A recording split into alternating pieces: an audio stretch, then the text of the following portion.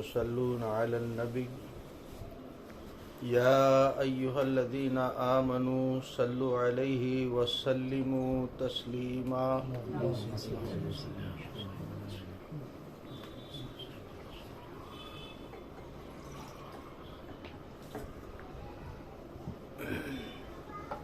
اعوذ باللہ من الشیطان الرجیم. بسم اللہ الرحمن الرحیم. سورہ فاتحہ کے متعلق چند باتیں عرض کرنی ہے. ایک یہ کہ اس کے نام کتنے ہیں، دوسرے یہ کہ شان نزول اس کا کیا ہے، تیسرے یہ کہ اس کے فضائل کیا کیا ہیں، چوتھے یہ کہ اس میں مسائل کیا کیا ہیں. اب آتے ہیں سورہ فاتحہ کے ناموں کی طرف. اس کے کل 20 نام ہیں. ایک فاتحہ، 2 فاتحۃ الکتاب، 3 ام القرآن، 4 سورۃ الکنز، 5 سورہ وافیہ، 6 سورہ کافیہ، 7 سورہ شافیہ، 8 سورہ شفا، 9 سبع مثانی، 10 سورہ نور، 11 سورہ رقیہ،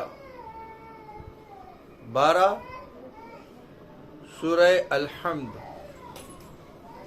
13 سورہ دعا،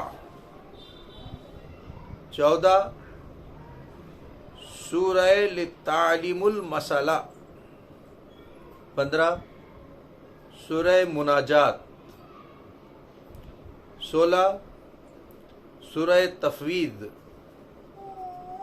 17 سورہ سؤال، 18 سورہ ام الکتاب، 19 سورہ شکر، 20 سورہ صلا.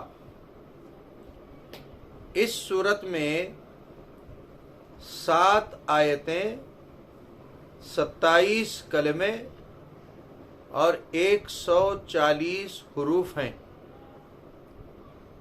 اور اس کی کوئی آیت ناسخ یا منسوخ نہیں. اس میں کوئی تبدیلی، رد و بدل یا اس کو منسوخ کسی آیت سے نہیں کیا جا سکتا. اس سورت کی وجہ تسمیہ، فاتحۃ الکتاب اس لیے کہتے ہیں کہ اس سورت سے قرآن پاک کو شروع کیا جاتا ہے، اور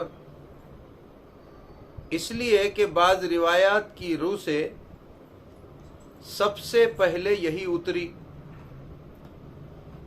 سورہ الحمد اس لیے کہتے ہیں کہ اس کے اول میں لفظ الحمد آتا ہے.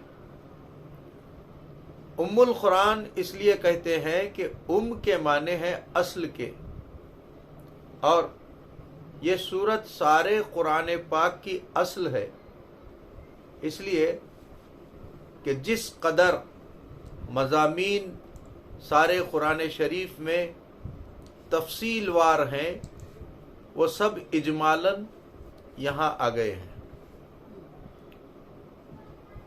اس کو قرآن پاک سے وہی نسبت ہے جو بیج کو درخت سے ہوتی ہے، کیونکہ بیج میں سارا درخت یعنی پتے، شاخیں، پھل، پھول وغیرہ سب ہوتا ہے. ام الکتاب اس لیے کہتے ہیں کہ ساری آسمانی کتابوں کے تقریباً سارے مضامین اس میں آ گئے ہیں، کیونکہ عقائد، اعمال وغیرہ سب اس میں موجود ہیں۔ نیز خدا کی ذات و صفات، اس کی معبودیت، اس کی بے نیازی، بندے کی عبدیت، نیاز مندی وغیرہ تمام اس میں موجود ہیں۔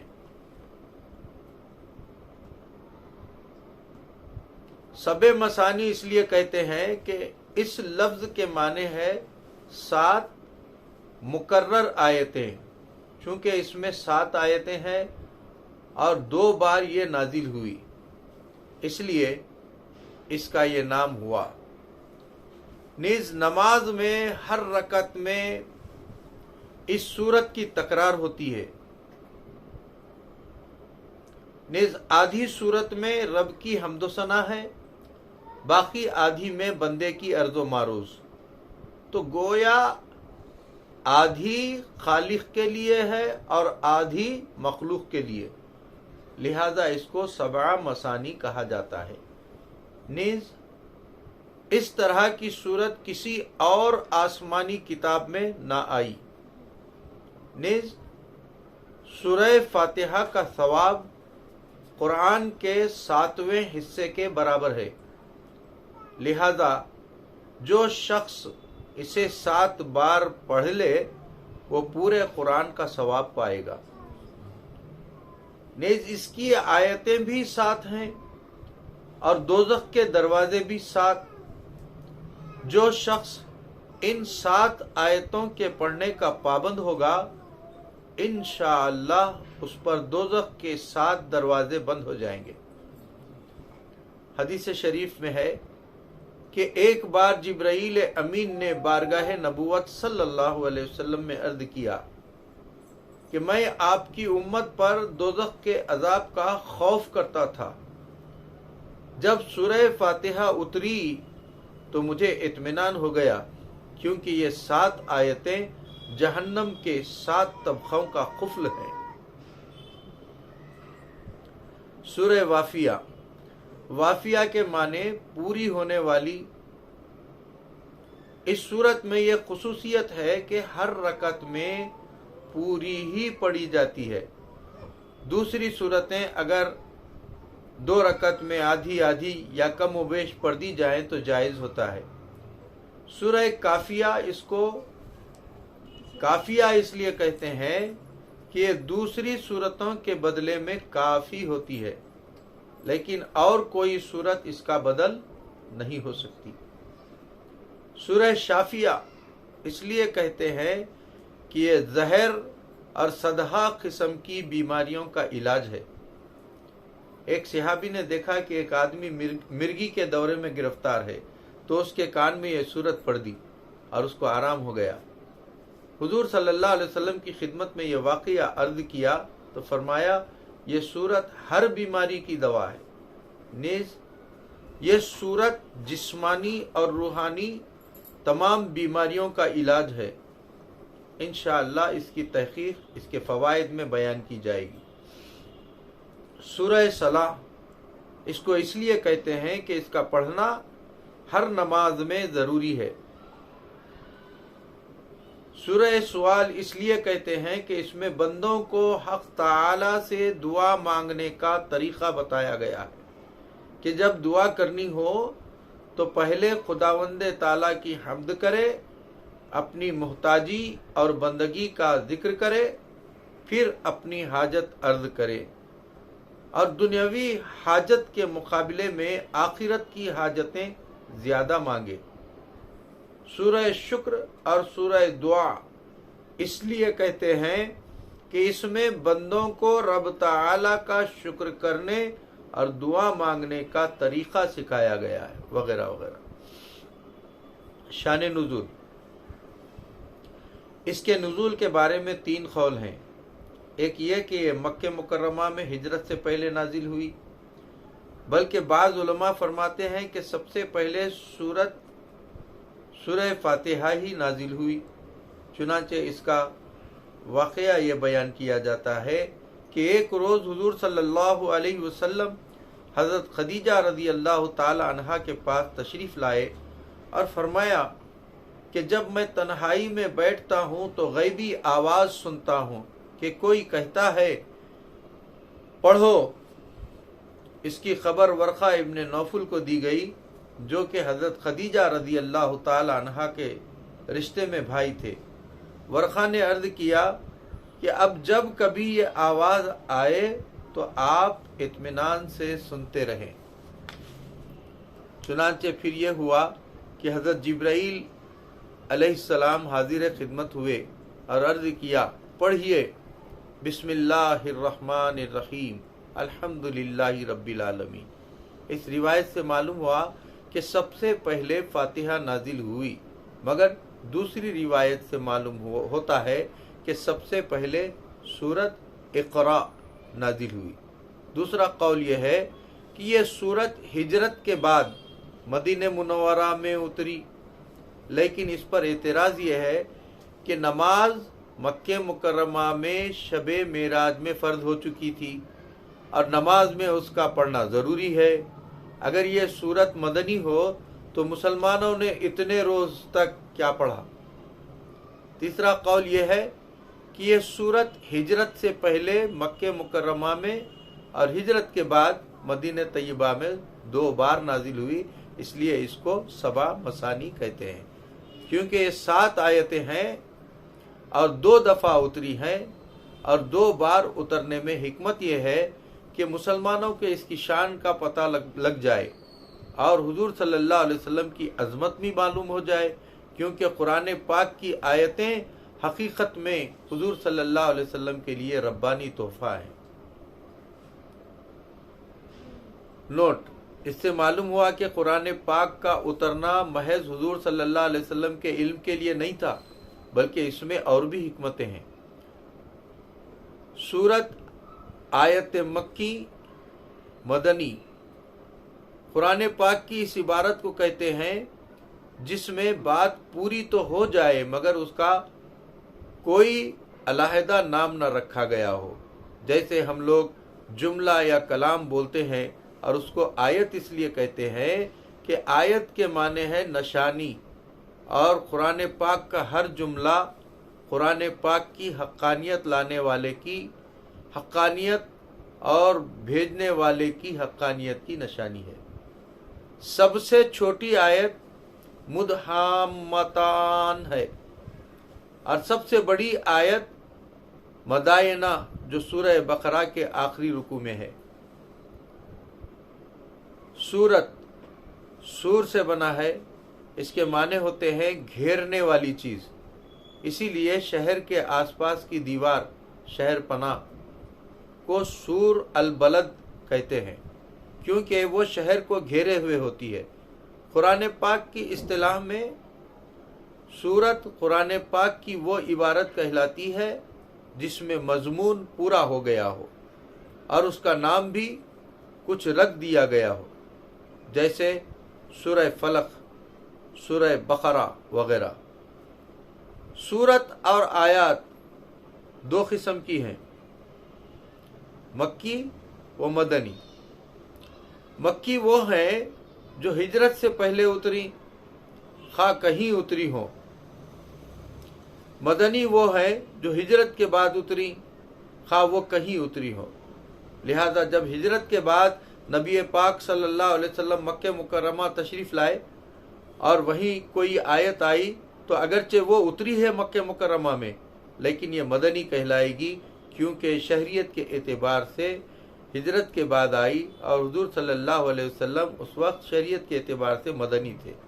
بعض لوگ سمجھتے ہیں کہ مکی وہ جو مکہ مکرمہ میں اترے اور مدنی وہ جو مدینہ پاک میں اترے، لیکن یہ صحیح نہیں، کیونکہ اگر مکی مدنی کے یہ معنی ہوتے تو بعض وہ آیتیں جو طائف شریف میں اتری ان کا نام طائفی آیتیں ہونا چاہیے تھا۔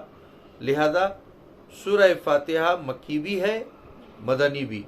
قرآن پاک میں سب سے چھوٹی سورت کوثر ہے اور سب سے بڑی سورت بقرہ۔ خیال رہے کہ پچھلے رسول طالب تھے کلام الہی مطلوب، یعنی وہ اللہ کے کلام کو کی نازل ہونے کی طلب رکھتے تھے، تب کہیں جا کے ان کی آرزو پوری ہوتی تھی۔ اس لیے معلوم ہوا کہ پچھلے رسول طالب تھے کلام الہی مطلوب، اس لیے وہ کتاب لینے خاص جگہ جایا کرتے تھے۔ موسیٰ علیہ السلام توریت لینے طور پر تشریف لے گئے، مگر ہمارے حضور مطلوب ہیں اور کتاب اللہ طالب، کہ جہاں حضور ہیں وہیں قرآنی آیات آ رہی ہیں۔ حضور مکی ہے تو آیات مکی، جب حضور مدنی ہو گئے تو آیتیں بھی مدنی ہو گئی۔ حضور آگے ہیں، آیات پیچھے پیچھے۔ علی العموم حضور قرآن پاک کے متبع ہیں، مگر بعض اوصاف میں قرآن کریم حضور کا تابع، چونکہ حضور عربی ہیں لہذا قرآن بھی عربی، ساری آیات عربی ہیں، مگر حضور کے مکی مدنی ہونے سے آیات مکی مدنی بن گئی۔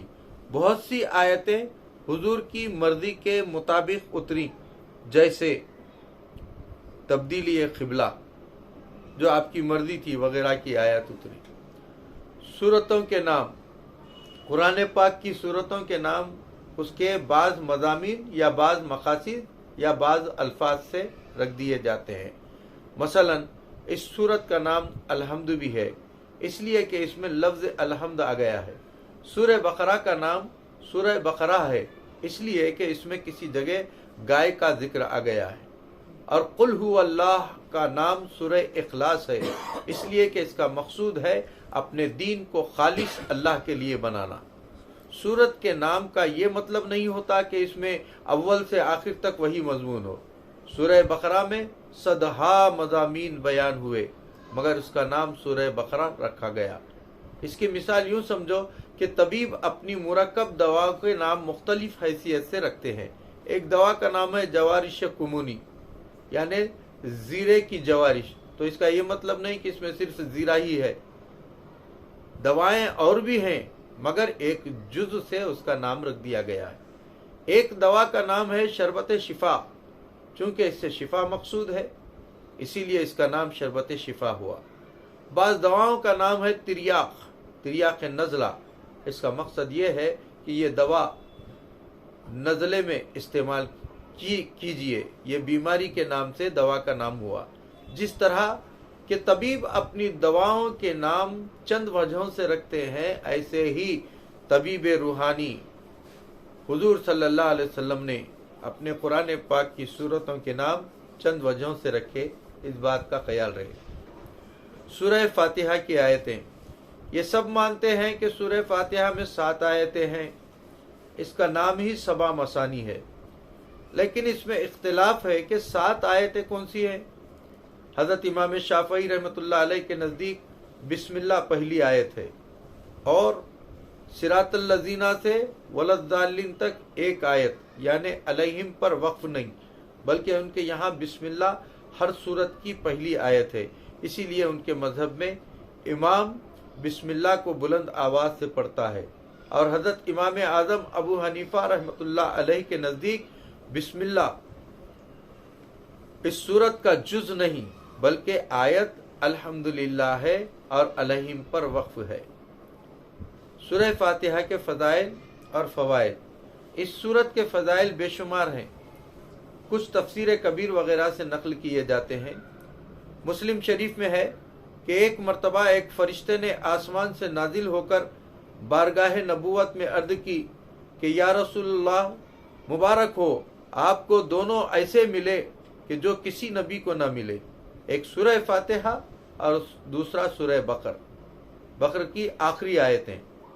ترمذی شریف میں ہے کہ حضور صلی اللہ علیہ وسلم نے فرمایا کہ سورہ فاتحہ کی مثل توریت و انجیل و زبور میں کوئی صورت نہ اتری۔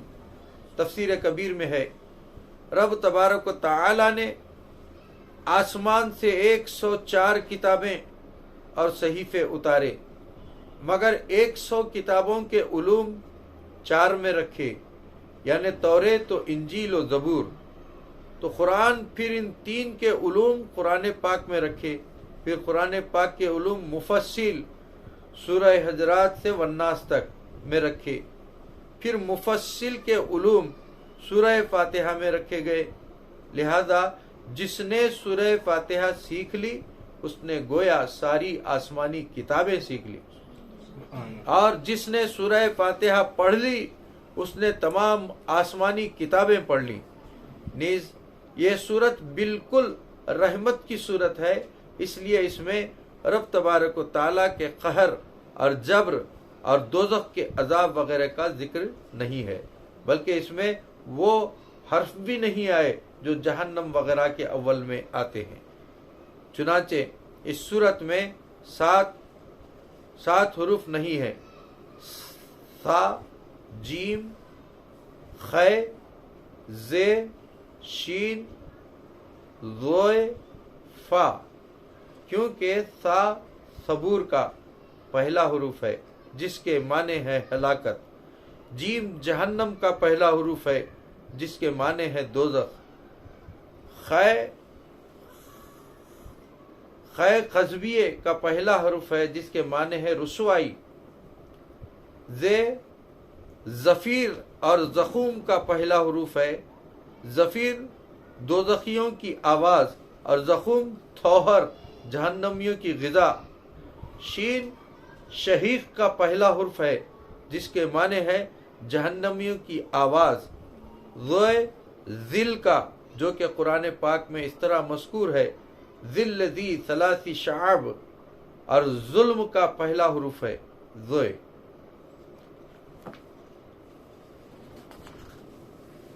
تفسیر روح البیان میں ہے کہ جس وقت یہ سورت اتری اس وقت حضرت جبرائیل علیہ السلام کے ساتھ 70,000 فرشتے آئے تھے۔ فوائد: سورہ فاتحہ کے بے شمار فائدے ہیں جن میں سے چند بیان کیے جاتے ہیں۔ جو شخص سورہ فاتحہ 100 بار پڑھ کر دعا مانگے حق تعالیٰ اس کی دعا قبول فرمائے گا۔ جو شخص مریض لا دوا ہو وہ چینی کے سفید برتن میں آب زمزم اور زعفران سے سورہ فاتحہ لکھ کر دھو کر 41 روز تک پیتا رہے تو انشاءاللہ شفا ہوگی۔ اگر آب زمزم نہ ملے تو عرق گلاب لے لے، اگر یہ بھی میسر نہ ہو تو کنویں کا پانی ہی کافی ہے۔ تفسیر کبیر میں ہے کہ بعض گناہگار قوموں پر عذاب الہی آنے والا ہوگا، مگر ان میں سے کوئی بچہ مکتب میں جا کر فاتحہ پڑھے گا، اس کی برکت سے 40 سال تک عذاب دور ہو جائے گا۔ جو شخص کسی دنیا کی بلا میں پھنس گیا ہو وہ بسم اللہ الرحمن الرحیم کی میم کو الحمد کے لام میں ملا کر پڑھا کرے، انشاءاللہ اس سے نجات ملے گی۔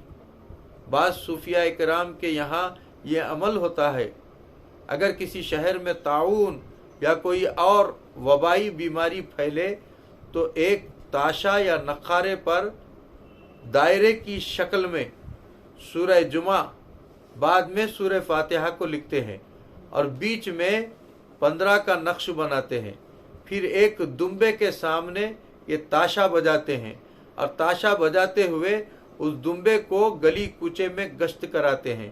اس کے بعد اس دمبے کو کنارے شہر پر ذبح کر کے اس کا خون دفن کر دیتے ہیں اور اس کا گوشت فقیروں پر خیرات کر دیتے تھے، تو بفضل ہی تعالی اس وبا سے امان ملتی ہے۔ بعض صحابہ اکرام نے سانپ کے کاٹے ہوئے پر سورہ فاتحہ پڑھ کر دم کیا، اسے آرام ہوا۔ غرض کے اس کے بے شمار فائدے ہیں۔ سورہ فاتحہ کے مسائل: مسئلہ: ہر نماز میں اس سورت کا پڑھنا واجب ہے، فرض نماز میں تو اول 2 رکعتوں میں اور فرض کے علاوہ دیگر نمازوں میں ہر رکعت میں۔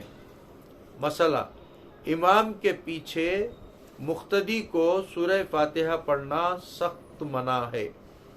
قرآن پاک فرماتا ہے جب قرآن پاک پڑھا جائے تو تم خاموش رہو اور کان لگا کر سنو، لہذا جو شخص امام کے پیچھے سورہ فاتحہ پڑھتا ہے وہ اس آیت کریمہ کے خلاف عمل کرتا ہے۔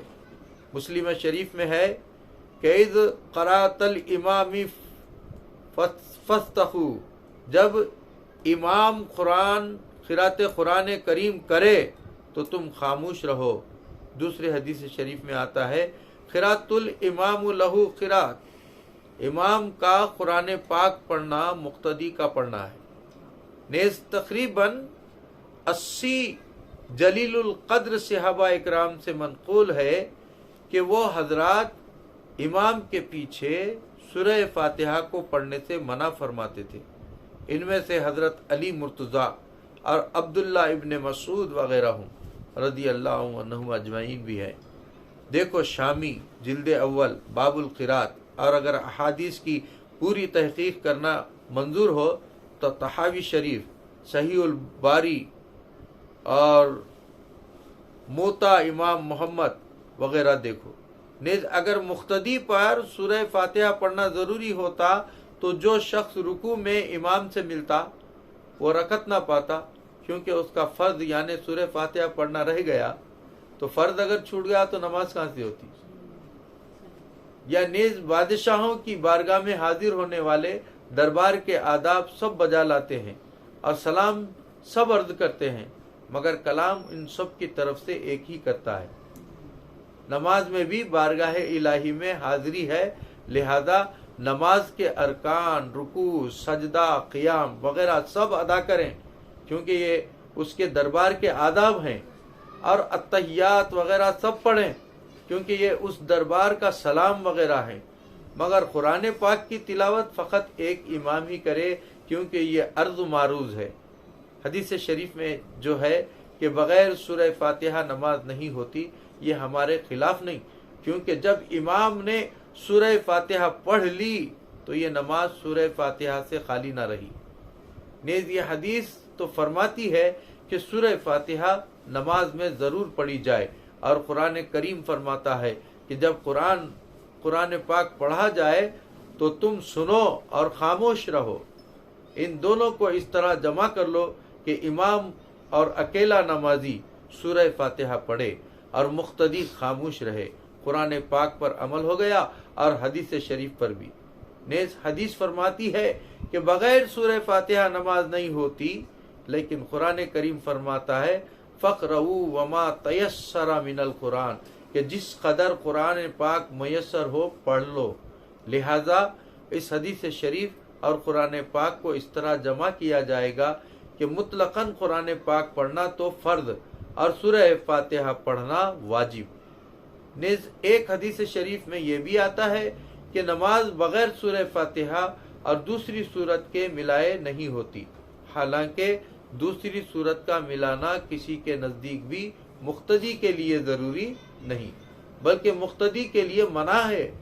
غرض کہ صحیح یہی ہے کہ امام کے پیچھے سورہ فاتحہ ہرگز نہ پڑھی جائے۔ مسئلہ: نماز جنازہ میں سورہ فاتحہ تلاوت کی نیت سے پڑھنا منع ہے۔ ہاں، اگر دعا کی نیت سے پڑھے تو جائز ہے۔ اس کے باقی مسائل انشاءاللہ تعالی اپنے اپنے موقع پر آئیں گے۔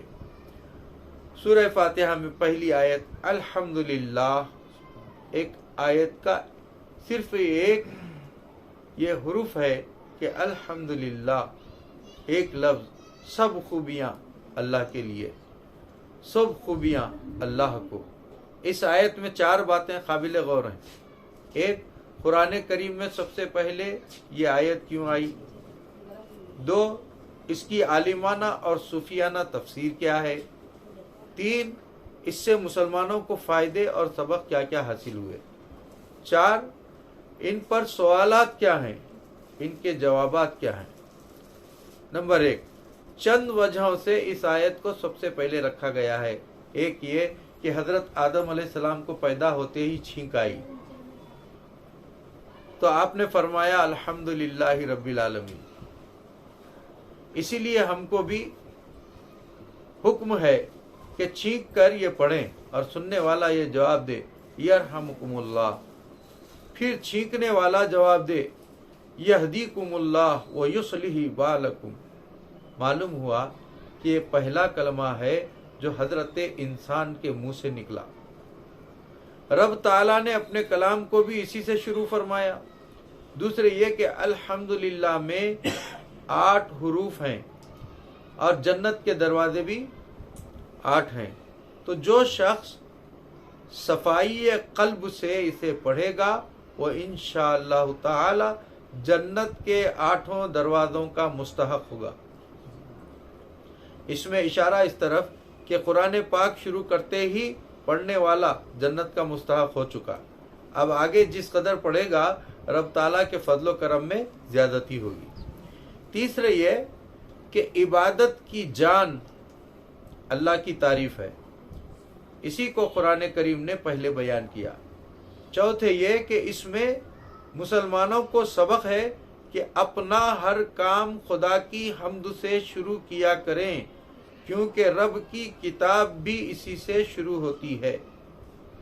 پانچویں یہ کہ جب کسی بادشاہ سے کچھ عرض کرنا ہوتا ہے تو پہلے اس کی تعریف کی جاتی ہے۔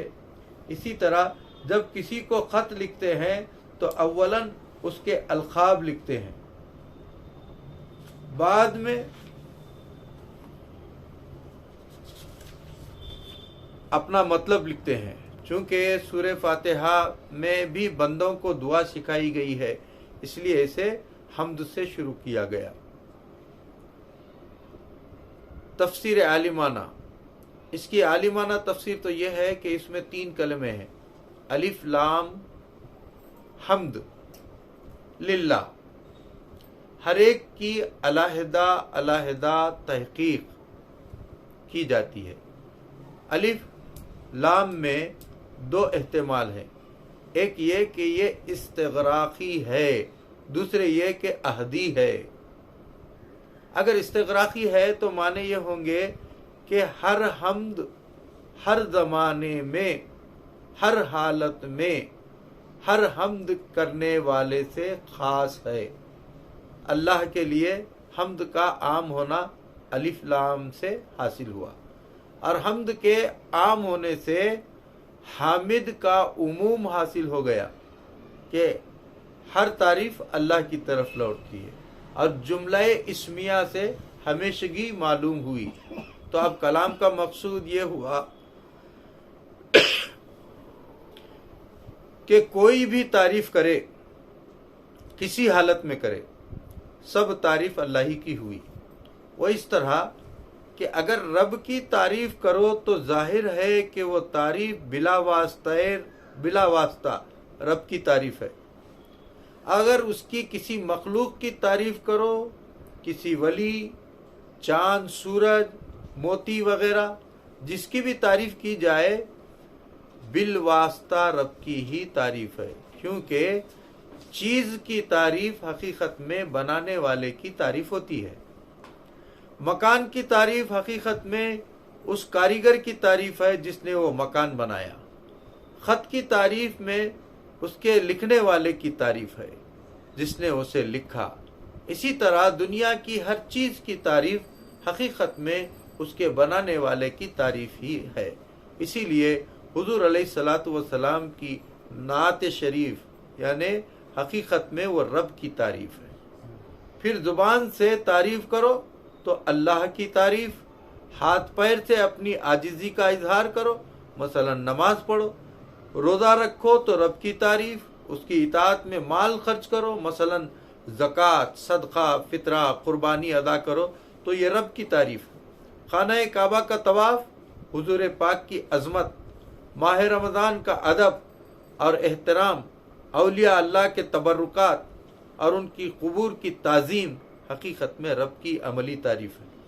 قرآن پاک فرماتا ہے وَمَن يُعَظِّمْ شَعَائِرَ اللَّهِ فَإِنَّهَا مِن تَقْوَى الْقُلُوبِ، جو شخص رب کی نشانیوں کی تعظیم کرے تو وہ شخص متقی ہے۔ حکومت کے دفتروں، کچہریوں اور اس کے خدام کی عظمت در حقیقت حکومت کی عزت ہے۔ ان میں سے ایک کی بھی توہین حکومت کی توہین اور اس سے بغاوت ہے۔ الف لام استغراقی نے ان سب باتوں کو اپنے میں لے لیا۔ اسی طرح خدا کی نعمت ملنے پر اس کا شکر کرنا اور تکالیف آنے پر صبر کرنا، یہ بھی رب تعالیٰ کی تعریف ہے۔ بندے کو چاہیے کہ ہر حال میں خدا کی حمد کرے۔ نعمت میں اس لیے حمد کرے کہ خدا کے فضل کا شکریہ ہے، اور تکلیف میں اس لیے حمد کرے کہ جو تکلیف ہم پر آئی ہے وہ کسی گناہ کی وجہ سے آئی ہے. خدا کی حمد اس گناہ کا کفارہ بن جائے گی. جب گناہ مٹ جائے گا تکلیف اپنے آپ جاتی رہے گی. یہ ہوئی ہر حالت کی حمد. اسی طرح ہر نعمت کا شکریہ اور اس کی حمد علیحدہ ہے. تندرستی کی حمد یہ ہے کہ اس میں رب کی عبادت، بیماروں کی تیمارداری اور بے دست و پا کی خدمت کرے. مال کا شکر اور حمد یہ ہے کہ اس سے غریبوں کی امداد کرے. اسی طرح ہر عضو کی حمد اور شکر الگ الگ ہے. آنکھ کا شکر اور حمد یہ ہے کہ کعبہ معظمہ کو، قرآن پاک کو، علماء دین کے چہروں کو دیکھے. کان کی حمد اور شکر یہ ہے کہ اس سے قرآن پاک کی تلاوت، نعت شریف، علمی مضامین، علماء دین کا وعظ سنے. ہاتھ پاؤں کی حمد و شکر یہ ہے کہ ان سے مرضی الہی کے کام لے. فقط الف لام نے ان سب باتوں کو گھیر لیا.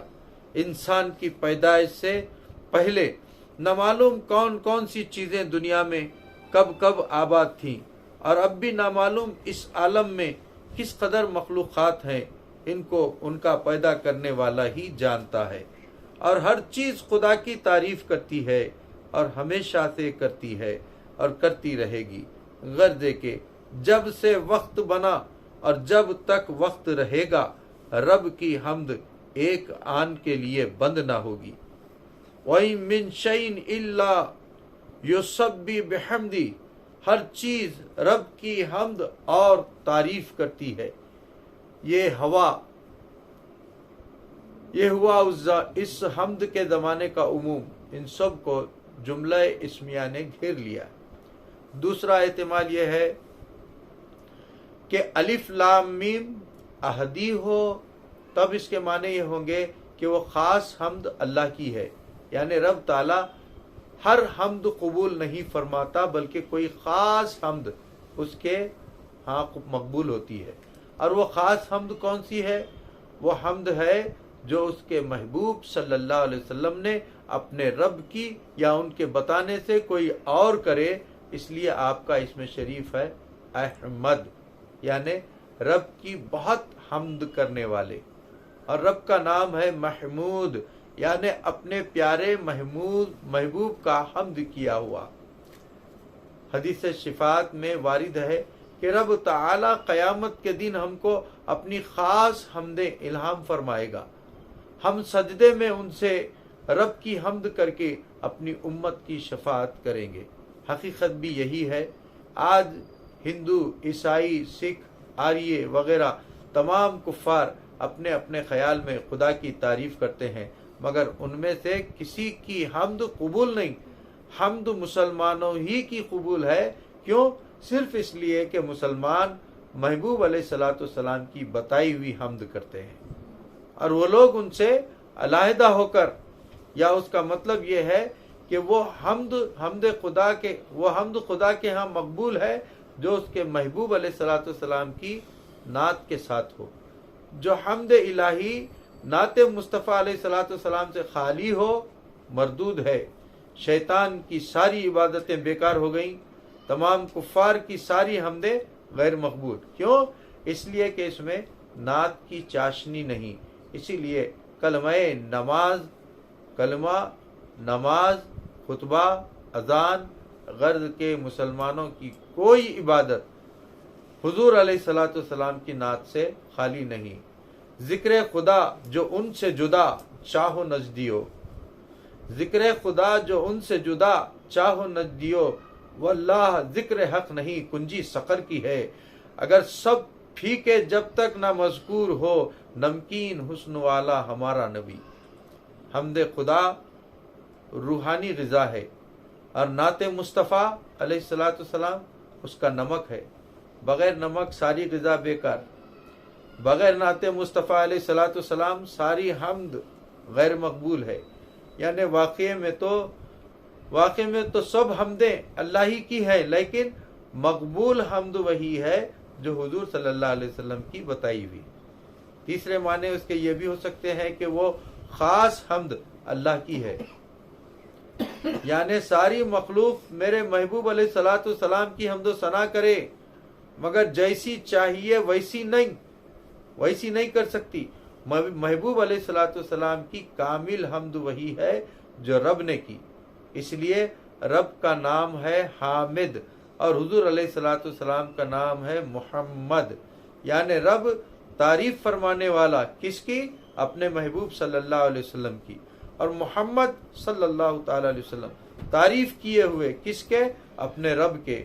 پہلی تمام توجیہوں کی بنا پر اس آیت میں اللہ محمود ہے اور ساری مخلوق یا نبی صلی اللہ علیہ وسلم اس کے حامد ہوئے، لیکن اس آخری توجیہ کی رو سے حضور علیہ الصلوۃ والسلام محمود ہیں اور اللہ حامد۔ تو یہ آیت جس طرح حمد خدا ہے اسی طرح نعت مصطفیٰ بھی ہے صلی اللہ تعالی علیہ وسلم۔ خیال رہے کہ ساری عبادات سنت رسول اللہ ہیں، مگر نعت مصطفیٰ سنت الہیہ ہے۔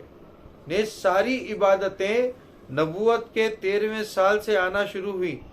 سب سے پہلے نماز آئی جو معراج میں ملی، مگر حضور کی نعت شریف اول ہی سے آئی۔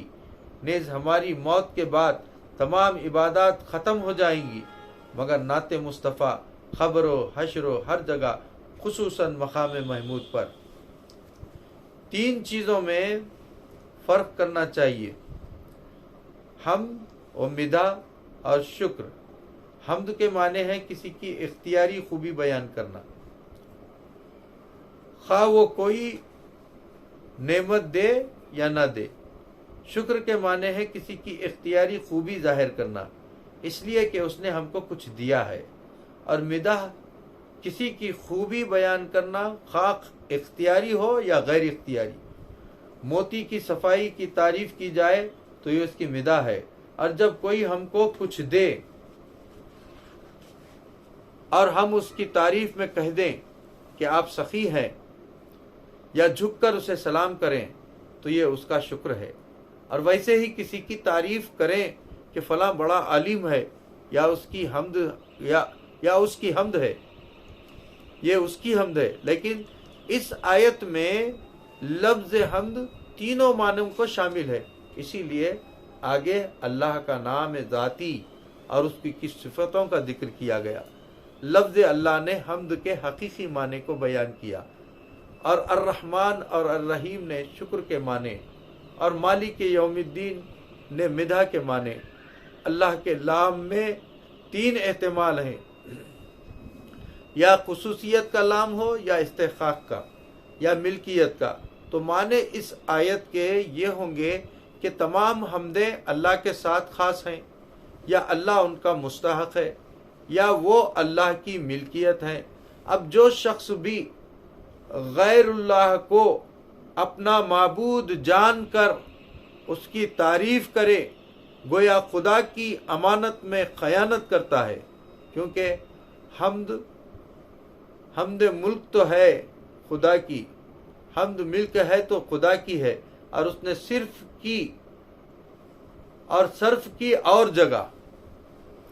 صوفیاء اکرام فرماتے ہیں کہ حمد کے معنی ہے محمود کے کمال کا ظاہر کرنا، اور جو شخص یا جو چیز اپنے میں جو بھی کمال رکھتی ہے وہ حقیقت میں رب ہی کا کمال ہے، لہذا دنیا کی چیزوں کے کمال کا ظہور خدا کی حمد ہے۔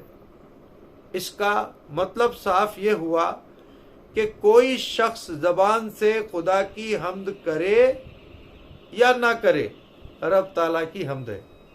ایک بت پرست بت کو سجدہ کر رہا ہے، اپنی حماقت سے اپنی اختیاری تعریف کو غلط جگہ پر صرف کر رہا ہے، لیکن اس کے جسم کی بناوٹ اور اس کے ہاتھ پاؤں کی طاقت اور اس کی قوت گویائی غرض کے اس کا ہر عضو، اس کی حرکت پکار کر کہہ رہی ہے کہ میرا خالق بے نیاز ہے، اور بزبان حال اس پر لعنت کرتی ہے کہ اندھے تو کیا کر رہا ہے۔ غرض یہ کہ اس کی بت پرستی کی حالت میں بھی اس کی غیر اختیاری حمد اللہ ہی کے لیے ہو رہی ہے۔ برگے درختان سبز در نظر ہوشیار، ہر ورق دفتریست معرفت کردگار۔ اگر یہ کمبخت خود اپنے کو پہچان لیتا تو بت پرستی کبھی نہ کرتا۔ یہی معنی اس حدیث کے ہیں، من عرف نفسہ فقد عرف ربہ۔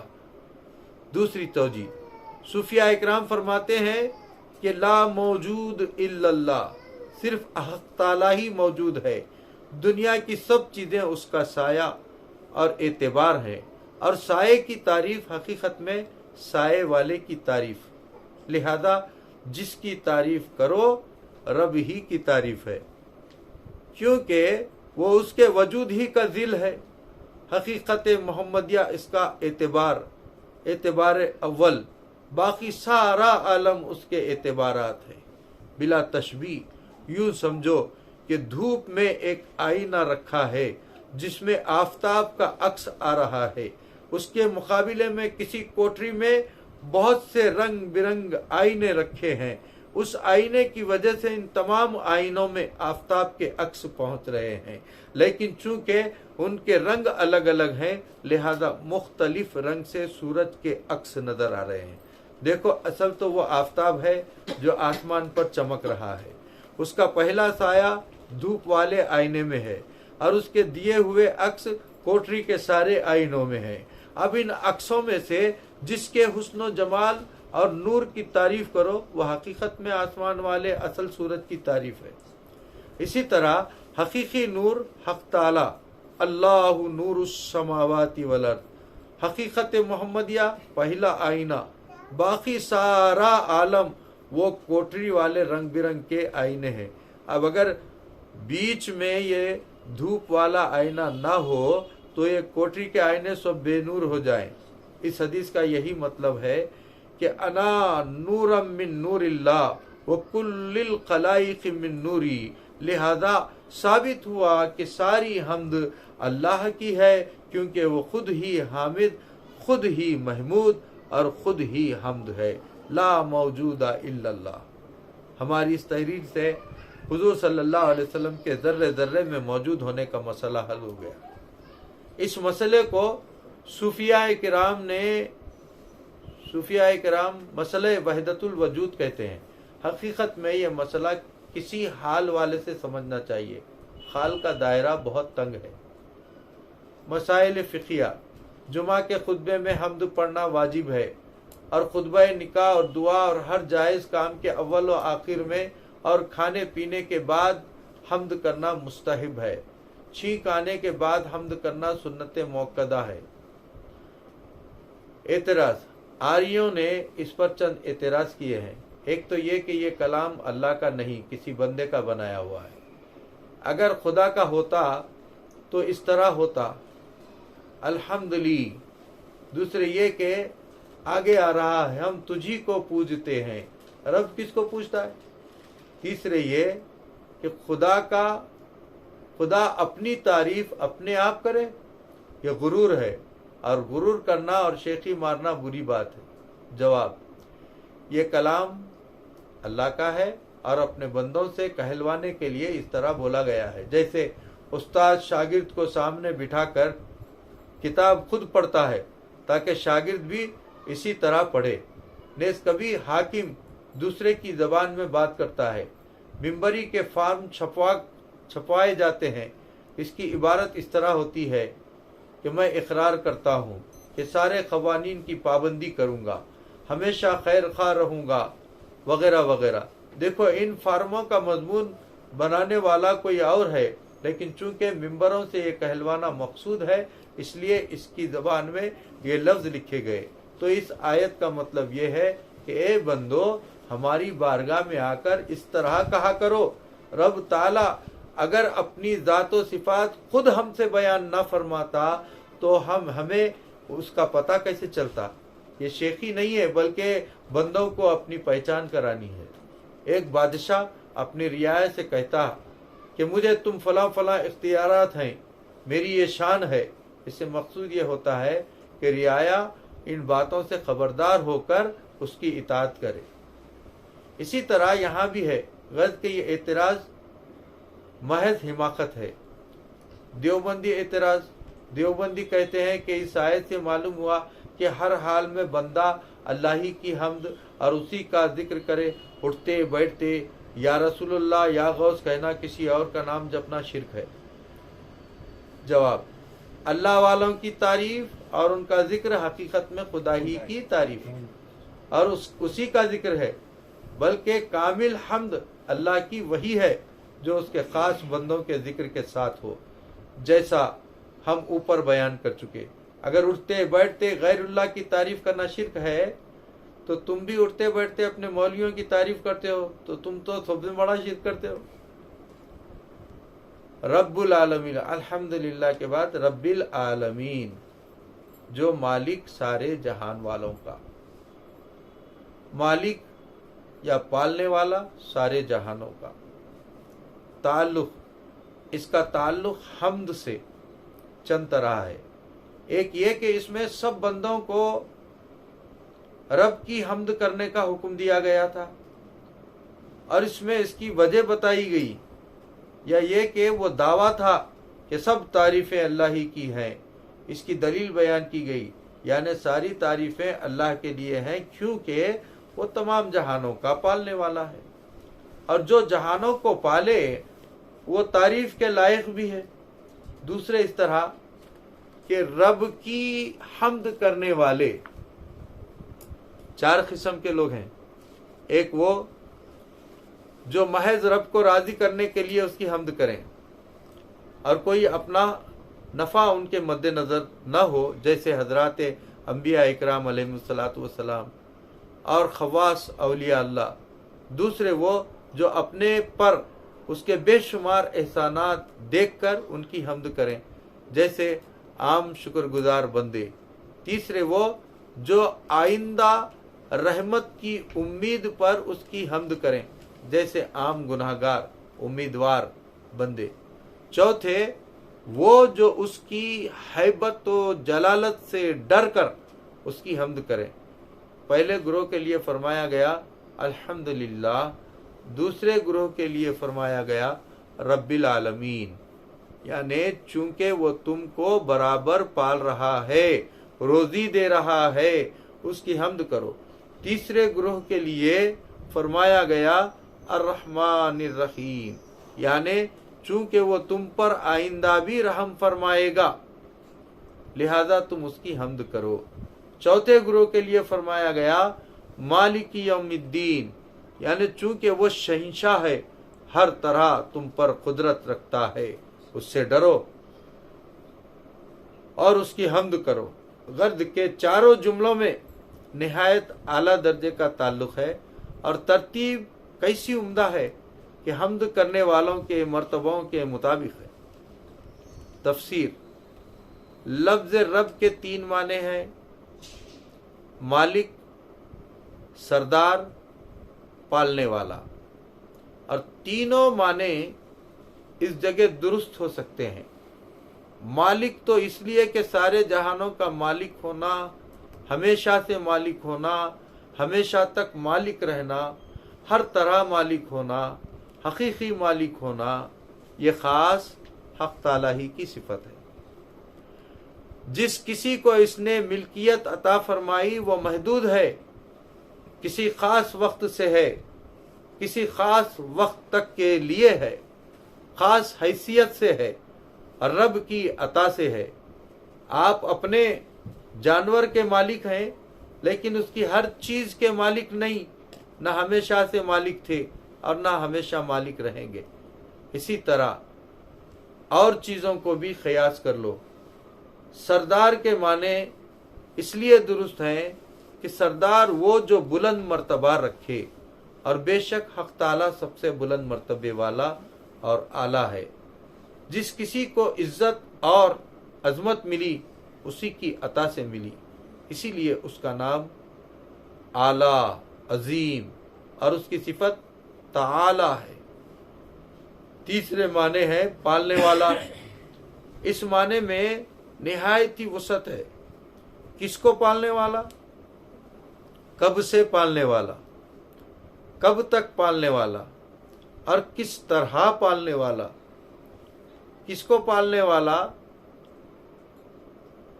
رب العالمین سے معلوم ہوا کہ سارے جہانوں کو پالنے والا۔ کب سے کب تک پالنے والا بھی اسی سے معلوم ہوا کہ جب سے عالم ہے، عالمین یعنی رب العالمین عالم ہے، اور جب تک رہے گا اس کی ربوبیت کی بارش ان پر ہوتی رہے گی۔ کس طرح پالنے والا ہے یہ بھی اسی سے معلوم ہوا، یعنی ہر طرح ہر نوعیت سے پالنے والا۔ اب اس کو یوں سمجھو کہ دنیا کے ظاہری پالنے والوں کی تربیت اس وقت شروع ہوتی ہے جب کہ وہ چیز پہلے بن کر آ جائے اور بہت جلد ختم ہو جاتی ہے، اور خاص قسم کی تربیت ہوتی ہے، عام نہیں ہوتی، اور خاص کی تربیت ہوتی ہے، ہر ایک کو کوئی نہیں پالتا۔ دیکھو دنیا میں سب سے بڑے پالنے والے ماں باپ ہیں، ماں باپ مانے گئے ہیں، جن کے متعلق رب قرآن پاک میں فرماتا ہے کما ربیانی صغیرا۔ دوسروں کی تربیت ان سے کہیں کم ہے، لیکن جب بچہ باپ کی پیٹھ میں ہے اور ماں کے پیٹ میں آئے، نطفہ بن کر رہے، خون کا قطرہ بنے، گوشت کا لوتھڑا بنے، اس میں عضو وغیرہ بنے، پھر اس میں روح پیدا ہو، ان تمام وقتوں میں ماں باپ کو اس کی پرورش سے کوئی تعلق نہیں ہوتا۔ جب خیریت سے پیدا ہو گیا تو رب ہی نے ماں کے سینے میں دودھ کی وہ نہریں جاری فرمائی۔ ماں نے صرف یہ کیا کہ رب کا دیا ہوا دودھ اس بچے کے منہ میں دے دیا۔ اسی دودھ کے پیٹ میں پہنچنے کے بعد ماں پھر بے تعلق ہو گئی، معدے میں پہنچ کر اس کا ہضم ہونا اور بچے کا پلنا بڑھنا، اس میں ماں کا کوئی تعلق نہیں۔ پھر دودھ کا بہانا بھی 2 سال تک رہا، بچہ بڑا ہوا، ماں نے یہ بھی بند کر دیا۔ غرض کہ بچہ جس قدر بڑھتا گیا ماں کی پرورش گھٹتی گئی۔ پھر ایک وقت وہ آیا کہ بچہ جوان اور ماں باپ بوڑھے ہو گئے، تو اب معاملہ الٹا ہو گیا، ماں خدمت کی محتاج اور بیٹا خدمتگار۔ اور اگر اسی دوران میں بچہ مر گیا تو پھر تو کسی طرح کا ظاہری تعلق رہا ہی نہیں۔ قربان اس رب العالمین کے جو ہم کو باپ کی پیٹھ میں پالے، ماں کے پیٹ میں پالے، بچپن، جوانی، بڑھاپا، تندرستی، بیماری، جیتے، ہر حال میں پالے اور سب کو پالے، پھر کسی سے اس کا معاوضہ طلب نہ کرے، اسی لیے وہی رب العالمین کہلانے کا مستحق ہے۔ پھر ہر طرح پالتا ہے، جسم کے ظاہری اعضاء کو اور طریقے سے پرورش کرتا ہے، باطنی اعضاء کی پرورش کا اور طریقہ مقرر فرمایا ہے، جان کو اور طریقے سے پالا، ایمان کی اور طرح سے پرورش کی۔ پاک ہے وہ جس نے ہڈی کان سے سنایا، چربی آنکھ سے دکھایا، اور گوشت زبان سے بولنے کی طاقت دی، پھر ان چیزوں کو قسم قسم کے پھلوں اور دانوں سے پرورش فرمایا۔ جس وقت جس طرح جس کو پرورش کی ضرورت تھی اسی طرح اس کو پالا۔ درختوں میں چلنے پھرنے کی طاقت نہ تھی تو ان کے لیے باغبان کو خدمتگار مقرر کیا، جس نے ان کو وہیں کھاد پہنچایا۔ بادلوں کے بہشتیوں کو حکم دیا کہ تم سمندر سے پانی لے کر ان کو بلاؤ، ان کو ہلاؤ، غرض کہ ان کی ہر ضرورت وہیں کھڑے کھڑے پوری کر دی۔ پرندوں میں حرکت کی طاقت تھی لیکن روزی کمانے کی طاقت نہ تھی، ان کو حکم دیا گیا کہ تمہارے گھونسلوں میں تمہارا رزق نہ پہنچے گا، تم یہاں سے جاؤ، کھیت میں کسان نے تمہارے لیے غلہ تیار کر رکھا ہے، جاؤ اور چگ آؤ۔ وہ صبح کو بھوکے نکلے اور شام کو پیٹ بھر کر لوٹے۔ حضرت انسان کو حرکت کرنے کی بھی طاقت تھی اور کمانے کی بھی۔ انہیں حکم دیا گیا کہ تم کو درختوں اور جانوروں کی طرح بغیر کمائے روزی نہ ملے گی، وہ مجبور ہیں اور تم مختار ہو، گھر سے نکلو بھی اور روزی کماؤ بھی، بیج تم ڈالانا، باقی بارش دھوپ وغیرہ سے تمہاری امداد ہم کریں گے۔ حضرت انسان بھی جب تک بے دانت والے نہ سمجھ بچے رہے تب تک ان کو بھی دودھ پلا کر بغیر محنت کرائے پالا، غرض کے ہر طرح پالنے والا ہے۔ یہ اس کی لا متناہی تربیتوں کا ایک نمونہ ہے۔ خالق اور مخلوق کی پرورش میں فرق۔ اگرچہ بعض بندوں کو ظاہری طور پر کچھ وقت کے لیے کسی قدر پالتے ہیں، اس لیے ان کو مجازاً رب کہا جاتا ہے، جس پر قرآن کریم شاہد ہے، لیکن پھر بھی خالق کی تربیت میں بڑا فرق ہے۔ پہلا فرق یہ ہے کہ بندہ کسی کو کسی غرض کے لیے پالتا ہے اور خالق بغیر غرض کے۔ اگر ماں باپ بیٹے کو پالتے ہیں تو اس لیے کہ وہ بڑھاپے میں کام آئے، مالدار غریبوں کو پالتے ہیں یا تو اس لیے کہ ہمارا نام ہو یا اس لیے کہ ہم کو آخرت میں ثواب ملے۔ بادشاہ اپنے نوکروں کو تنخواہ دیتے اور پالتے ہیں اس لیے کہ وقت پر ہمارے کام آئے۔ غرض سب اپنی اپنی غرض کے لیے ہے، حق تعالیٰ ہی ہے جو بغیر غرض کے پالے۔ دوسرا فرق، بندہ کسی کو پالتا ہے تو اس کے مال میں کمی ہو جاتی ہے، وہ ختم ہونے کے خوف سے بڑی احتیاط سے کام کرتا ہے۔ اگر آمدنی کم ہو جائے تو بہت سے نوکر نکال دیے جاتے ہیں۔ حق تعالیٰ کے خزانے میں کبھی کمی نہیں ہوتی، اس لیے اس کی تربیت سے کوئی نکالا نہیں جاتا۔ تیسرا فرق یہ کہ سخی بندے جب کسی کو پالتے ہیں تو اس پر احسان جتاتے ہیں اور بغیر مانگے دیتے نہیں، مگر حق تعالیٰ بغیر مانگے عطا کرتا ہے۔ وہ تو ایسا کریم ہے کہ جب ہم ماں کے پیٹ میں تھے ہم کو مانگنے کا شعور بھی نہ تھا، تب وہ دے رہا تھا۔ چوتھا فرق یہ کہ بندہ سب کو نہیں پال سکتا۔ گھر بار والا آدمی صرف اپنے بچوں کو پالتا ہے، بڑا آدمی صرف نوکروں کو پالتا ہے، لیکن رب سب کو پالتا ہے۔ پانچواں فرق یہ ہے کہ اور سخی لوگ زیادہ مانگنے والوں اور بہت سے سوالات سے گھبرا جاتے ہیں، لیکن رب وہ کریم ہے کہ اس کو بہت مانگنا پسند ہے۔ ہر گدھا اس کے دروازے پر نئی ادا سے آتا ہے، نئے ناز دکھاتا ہے، مگر وہ سب کو اپنے فضل سے نوازتا ہے۔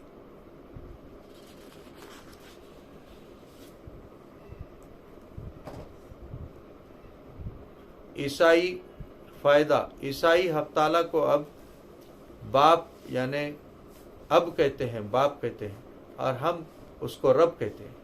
حقیقت یہ ہے کہ خدا کو دنیا کا باپ کہنا اس کی بہت بڑی توہین ہے۔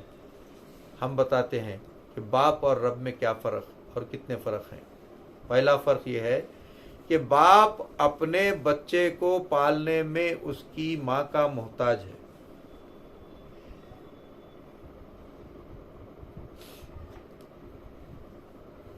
کہ اس کی امداد سے پالے، ماں کی مدد سے پالے۔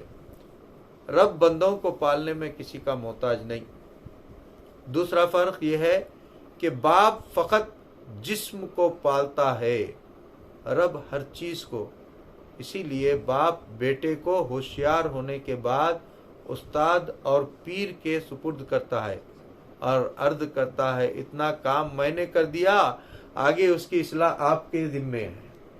تیسرا فرق، باپ کا درجہ دینی استاد اور مرشد سے کم ہے، کیونکہ باپ نے ہم کو حیوان جاندار جسم بنایا اور دینی استاد اور شیخ نے ہم کو ناطق یعنی سمجھ بوجھ عقل والا بنایا۔ نیز باپ نے ہم کو اوپر عالم ارواح سے نیچے عالم اجسام میں اتارا اور استاد اور شیخ نے پھر نیچے سے اوپر پہنچایا۔ اگر ان کا کرم نہ ہوتا تو اسفل السافلین میں جاتے۔ نیز باپ نے فقط جسم بنایا جو کہ مٹنے والا ہے، مگر استاد اور شیخ نے ایمان دیا جو باقی دولت ہے۔ اسی لیے اگرچہ مالی حقوق میں ماں باپ استاد سے بڑھ جائیں، لیکن اطاعت اور ادب میں استاد اور شیخ والد سے بڑھ کر ہیں۔ لیکن رب کی بارگاہ میں یہ سوال ہی نہیں، کیونکہ وہاں تقسیم کار نہیں۔ چوتھا فرق، باپ اور بیٹے میں جنسیت اور نوعیت میں شرکت ہوتی ہے، یعنی بیٹا باپ کا ہم جنس ہوتا ہے، انسان کا بچہ انسان، گھوڑے کا بچہ گھوڑا، گدھے کا بچہ گدھا۔ ہمارے پیٹ میں سے جو کیڑے خارج ہوتے ہیں، اسی طرح بالوں اور کپڑوں میں سے جو جوئیں وغیرہ نکلتی ہیں وہ ہماری اولاد نہیں، کیونکہ وہ ہماری ہم جنس نہیں ہے۔ لہذا جب مخلوق خالق کی ہم جنس نہیں بلکہ کسی صفت میں شریک نہیں، تو اس رب کو باپ اور مخلوق کو اولاد کہنا حماقت ہی تو ہے۔ پانچواں فرق یہ کہ جس طرح بیٹا باپ کا محتاج ہے، ایسے ہی باپ بیٹے کا محتاج ہے۔ بیٹا ہو تو اسے باپ کہا جائے گا، مگر رب تعالیٰ اپنی کسی صفت میں اپنی مخلوق کا محتاج نہیں۔ ربوبیت عامہ اور خاصہ، حق تعالیٰ کی ربوبیت کا دو طرح ظہور ہو رہا ہے۔ اس کی بعض نعمتیں تو وہ ہیں جو سب کو بلا فرق مل رہی ہیں، جیسے دھوپ، ہوا، زمین، آسمان کا سایہ وغیرہ۔ بعض نعمتیں وہ ہیں جو خاص کو بہت فرقوں کے ساتھ عطا ہو رہی ہیں، جیسے رزق، مال، اولاد، عزت، حکومت، آفتاب وغیرہ۔ تو یہ سب حق تعالیٰ کی ربوبیت عامہ کے مظہر ہیں، اور مال وغیرہ اس کی ربوبیت خاصہ کے۔ لیکن پھر بھی آفتاب وغیرہ کے عموم میں کچھ کمی ہے کہ یہ چیزیں بیک وقت سب کو فیض نہیں پہنچاتی، فقط جسم کو فیض دیتی ہیں، روح سے ان کا تعلق نہیں ہوتا۔ حکمت الہی کا تقاضا تھا کہ کوئی نعمت اس کی ایسی بھی ہو جو اس کی ہر طرح کی ربوبیت کو پورے طور پر ظاہر کرے، ہر جگہ، ہر وقت، ہر چیز کو یکساں فیض عام بھی پہنچائے، اور خاص کو خاص فیض بھی اس سے عطا ہو۔ اس نعمت الہیہ کا نام اور مظہر اتم کا اسم شریف ہے محمد رسول اللہ صلی اللہ تعالی علیہ وسلم۔ یہی وہ نعمت عظمیٰ ہے جس کو رب تعالیٰ نے فرمایا وما ارسلناک الا رحمۃ للعالمین۔ ایک جگہ فرمایا لیکون للعالمین نذیرا۔ جس قدر رب العالمین کی ربوبیت میں وسعتیں ہیں، اسی قدر رحمت عالم کی رحمت میں گنجائشیں ہیں۔ بلکہ یوں کہو کہ حق تعالیٰ کی ربوبیت حضور علیہ الصلوۃ والسلام کی رحمت کے ذریعے سے سب کو پہنچتی ہے۔ حضور علیہ الصلوۃ والسلام کی رحمت ایک تو عام ہے، کلمہ، کعبہ، قرآن، ایمان، سب کو یکساں عطا فرمایا۔ لیکن ولایت، قطبیت، غوثیت اور شہادت وغیرہ خاص نعمتیں ہیں جو حضور علیہ الصلوۃ والسلام کے دربار اور حضور علیہ الصلوۃ والسلام کے دربار و دور بار سے فرق کے ساتھ ملتی ہیں۔ العالمین، عالمین جمع عالم کی ہے۔ عالم علم سے بنا ہے، علم عالم سے بنا ہے جس کے معنی ہے نشان۔ دنیا کو عالم اس لیے کہتے ہیں کہ اس کی ہر چیز اپنے خالق کی نشانی ہے۔ اللہ کے سوا کو عالم کہتے ہیں۔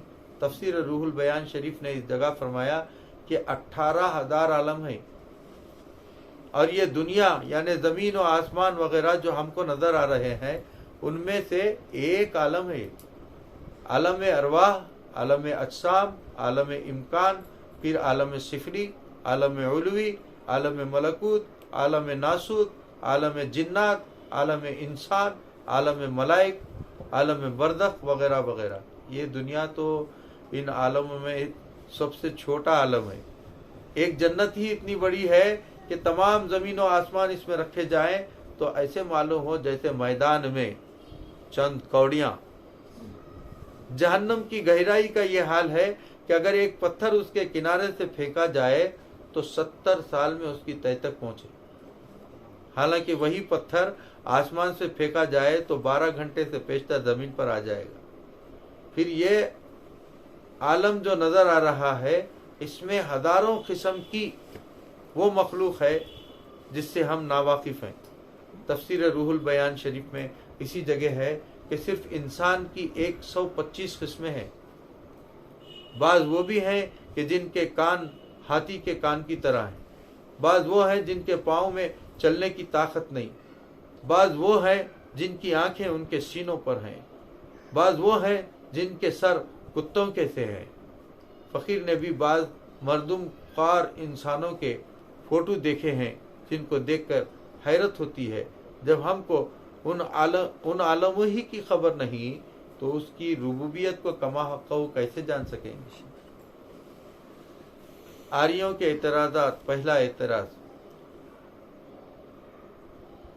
اگر پروردگار واقعی عالمین تمام جہانوں کا پالنے والا ہے تو مسلمانوں کے ہاتھ سے قتل کیوں کراتا ہے؟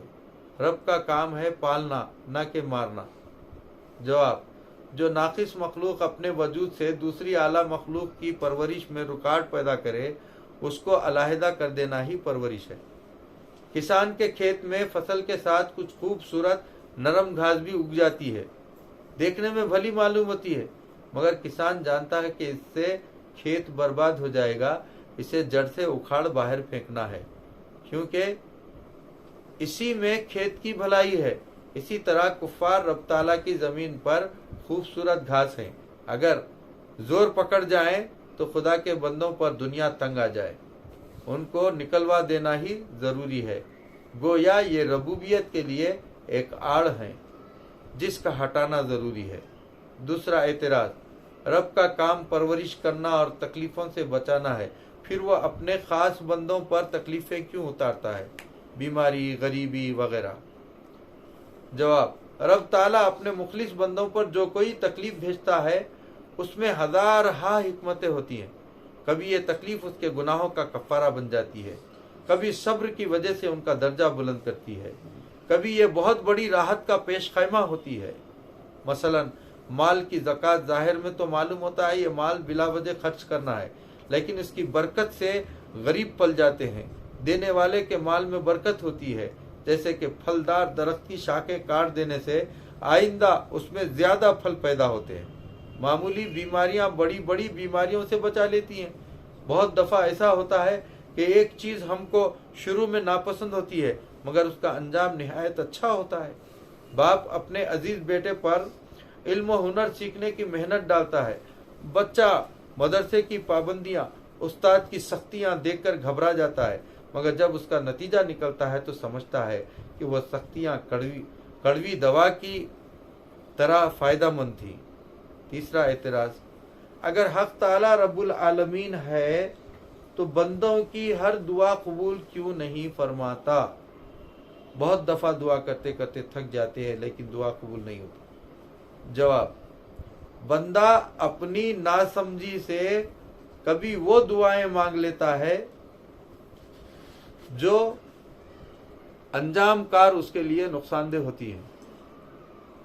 رب تعالیٰ چونکہ علیم و خبیر ہے، وہ اپنے عین فضل و کرم سے ان کو قبول نہیں فرماتا. اس کا قبول نہ فرمانا اس کا کرم ہے، نہ کہ ظلم.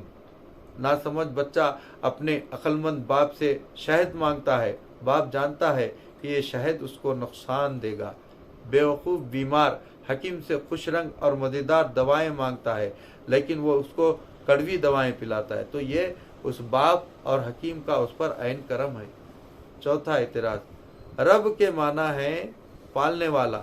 جب حق تعالیٰ سب کا رب ہے تو چاہیے کہ سب کو پالا ہی کرے، کسی کو موت نہ دیا کرے. کیا ہلاک کرنا بھی ربوبیت ہے؟ جواب، جو لوگ موت سے گھبراتے ہیں وہ موت کی حقیقت کو نہیں سمجھتے. موت تو حبیب سے ملنے کا ایک پل ہے. اس موت کے ذریعے سے انسان دنیا کی مصیبتوں سے چھوٹ جاتا ہے اور اپنے کیے ہوئے نیک اعمال کی جزا پاتا ہے. حق تعالیٰ کا قرب حاصل ہوتا ہے. حضور نبی کریم صلی اللہ تعالی علیہ وسلم کی زیارت نصیب ہوتی ہے. گویا زندگی ایک کھیتی ہے اور موت اس کی کٹائی. کھیت کا کاٹنا حقیقت میں کھیت کی پرورش کی تکمیل ہے. ایسے ہی انسان کی زندگی اس کے کمائی کرنے کا وقت ہے اور موت اسی کا پھل پانے کا وقت ہے. دیوبندی اعتراض، جب حق تعالیٰ رب العالمین ہے تو چاہیے کہ ساری حاجتیں اسی سے مانگی جائیں۔ جو لوگ خدا کو چھوڑ کر نبیوں ولیوں سے حاجتیں مانگتے ہیں وہ خدا تعالیٰ کو رب العالمین نہیں مانتے۔ جواب: اللہ کے خاص بندوں سے کوئی چیز مانگنا حقیقت میں اسی اللہ ہی سے مانگنا ہے، کیونکہ یہ اللہ کے بندے اس کی صفت ربوبیت کے مظہر ہیں۔ بے شک اللہ رب العالمین رازق ہے، شافی الامراض ہے، لیکن اس نے ان تمام کاموں کے لیے دروازے مقرر کر دیے ہیں۔ ان دروازوں پر جا کر مانگنا حقیقت میں رب ہی سے مانگنا ہے۔ شفا لینے حکیم کے ہاں جاتے ہیں، انصاف لینے حاکم کے پاس پہنچتے ہیں، خدا کا رزق لینے کے لیے مالدار کا دروازہ تلاش کرتے ہیں، وغیرہ وغیرہ۔ یوں سمجھو کہ پاور ہاؤس میں بجلی بنتی ہے لیکن اس کی روشنی وہاں ملتی ہے جہاں اس کے خمخمے لگے ہوں، تو جو شخص خمخموں سے روشنی حاصل کرے وہ پاور ہاؤس کا مخالف نہیں ہے۔ اس کی بحث انشاءاللہ تعالی آئندہ بھی کی جائے گی۔ کیا ٹائم ہے؟ ابھی ہے ٹائم۔ الرحمن الرحیم، تعلق بخشنے والا، مہربان، بہت مہربان اور رحمت والا۔ اس کا تعلق رب العالمین سے چند طریقے پر ہے۔ ایک یہ کہ اس جملے میں ارشاد تھا کہ وہ جہانوں کا پالنے والا ہے، احتمال تھا شاید وہ اس پالنے پر مجبور ہو، یعنی اس کو پالنا پڑتا ہو، جیسے کہ بادشاہ اپنے ملازمین کو پالتا ہے، مگر وہ اس پالنے پر مجبور ہے کہ اگر نہ پالے تو اس کی سلطنت قائم نہیں رہ سکتی۔ یا کوئی شخص اپنے گھر کے جانوروں وغیرہ کو مجبوراً پالتا ہے کیونکہ جانتا ہے کہ نہ پالوں گا تو میرے کام بند ہو جائیں گے، تو اس جگہ فرمایا گیا وہ عالمین کو پالنے پر مجبور نہیں ہے، محض رحمت سے پالتا ہے۔ دوسرے اس طرح کہ پالنا کبھی رحمت کے ساتھ ہوتا ہے، کبھی قہر کے ساتھ، جیسے کہ جیل خانے میں قیدیوں کو بھی حکومت پالتی ہے، کھانے پینے کو دیتی ہے، مگر قہر کے ساتھ پالتی ہے۔ لیکن یہاں فرمایا کہ پالتا تو ہے مگر رحم کے ساتھ پالتا ہے۔ تیسرے اس طرح کہ حمد کا رحمت کے ساتھ خاص تعلق ہے، جو خدا کی حمد کرتا ہے رحمت ضرور پاتا ہے۔ حضرت آدم علیہ السلام کو پیدا ہوتے ہی چھینک آئی تو کہا الحمدللہ، فوراً ملائکہ کی طرف سے جواب ملا یرحمک اللہ۔ وہی سنت آج بھی جاری ہے۔ تفسیر، رحمان اور رحیم کی تفسیر، ان کا فرق ہم بسم اللہ میں پورے طور پر بیان کر چکے ہیں۔ یہاں اتنا اور بتائے دیتے ہیں کہ رحمان کے معنی یہ بھی کیے گئے ہیں کہ اس قسم کی رحمتیں فرمانے والا جو بندوں سے حاصل نہ ہو سکے، اور رحیم کے معنی یہ ہے کہ وہ اس قسم کی رحمتیں فرمانے والا جس کی مثل کچھ نہ کچھ بندوں سے بھی حاصل ہو سکیں۔ اسی طرح رحمان بلا واسطہ بندوں پر رحم فرمانے والا، اور رحیم بندوں کے واسطے سے رحم فرمانے والا۔ مثال یوں سمجھو کہ اکثر جاندار چیزیں اپنے ماں باپ کے ذریعے سے پرورش پاتی ہیں، لیکن کوے کا بچہ جب انڈے سے نکلتا ہے تو اس کی ماں اس سے بالکل بے تعلق ہو جاتی ہے۔ وہ گوشت کا لوتھڑا سا ہوتا ہے، اس کے کھانے کے لیے اس پر مچھر جمع ہو جاتے ہیں، وہ ان کو لقمہ بنا لیتا ہے۔ اسی طرح اس کی پرورش ہوتی رہتی ہے یہاں تک کہ اس کے جسم پر آ جاتے ہیں، تب ماں پالتی ہے۔ حضور ذوالنون مصری رحمت اللہ تعالی علیہ فرماتے ہیں کہ ایک دن میں دریائے نیل کے کنارے جا رہا تھا، میں نے دیکھا کہ ایک بچھو بھاگا ہوا دریا کی طرف آ رہا ہے۔ جب وہ دریا کے کنارے پہنچا تو فوراً ایک کچھوا کنارے آ لگا۔ وہ بچھو اس پر سوار ہوا اور کچھوا اس کو لے کر دوسرے کنارے کی طرف چل دیا۔ مجھے شوق ہوا کہ دیکھوں یہ بچھو کہاں لے جا رہا ہے۔ میں کشتی میں بیٹھ کر اس کے پیچھے ہو لیا۔ بچھو اس طرف پہنچ کر اترا اور دوڑتا ہوا آگے چل دیا۔ میں بھی اس کے پیچھے ہو لیا۔ کچھ دور جا کر دیکھا کہ ایک نوجوان شخص ہے اور اس کے قریب ایک زہریلا سانپ ہے جو اس کو کاٹنا چاہتا ہے۔ اس بچھو نے سانپ پر حملہ کیا اور سانپ بچھو پر، یہ دونوں ایک دوسرے کے زہر سے مر گئے اور وہ جوان بچ گیا۔ ہم بھی دن میں بظاہر اپنی حفاظت خود کرتے ہیں، لیکن رات کو سونے کی حالت میں ہماری حفاظت خدا کے سوا کون کرتا ہے؟ بہت ہی مصیبتیں وہ ہیں کہ ہماری ظاہری کوشش سے دفع ہوتی ہیں، اور بہت سی وہ آفتیں ہیں کہ جن سے ہم کو حق تعالی ہی بچاتا ہے۔ وہ اس کی رحمانیت کا ظہور ہے اور یہ اس کی رحیمی کی جلوہ گری ہے۔ مشرکین کا عقیدہ تھا کہ بڑی بڑی نعمتیں رب دیتا ہے اور چھوٹی چھوٹی بت دیتے ہیں۔ اس عقیدے کی بھی اس میں تردید ہو گئی کہ وہ رحمان بھی ہے اور رحیم بھی، یعنی چھوٹی بڑی نعمتیں وہی عطا کرتا ہے۔ آریوں کے اعتراض: جب بسم اللہ میں یہ دو لفظ آ چکے تھے تو یہاں دوبارہ کیوں لائے گئے؟ جواب: بسم اللہ میں حق تعالیٰ کی ذاتی رحمتوں کا ذکر تھا اور یہاں صفاتی کا۔